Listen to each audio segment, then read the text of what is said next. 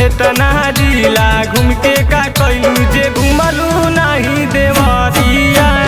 इतना जिला घूम के का कैलू जे घुमलू नहीं देवरिया। इतना जिला घूम के का कैलू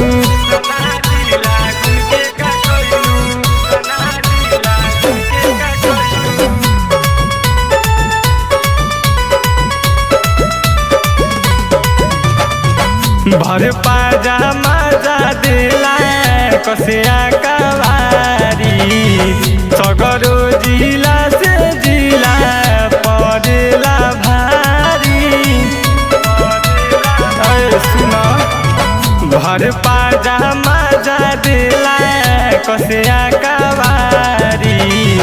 सगरो जिला से जिला पड़ेला भारी। बाधा देह के दूर करेला सट के देखा पजरिया।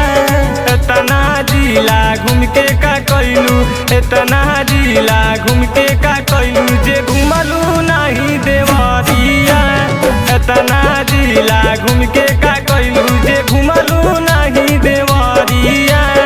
इतना जिला घूम के का कैलू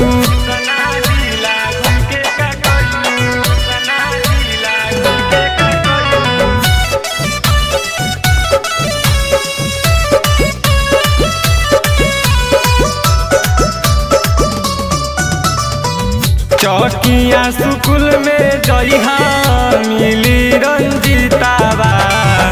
करी खुशहाल तोहार दूर होई दुखावा। चौकिया सुकुल में जइहा मिली रंजितावा। करी खुशहाल तोहार दूर होई दुखावा। दर्द कमहू करी न बगनी पातर तोहर कमरिया। इतना जिला घूम के का कैलू इतना जिला घूम के का कैलू जे घुमलू नहीं देवरिया। इतना जिला घूम के का कैलू जे घुमलू नहीं देवरिया। इतना जिला घूम के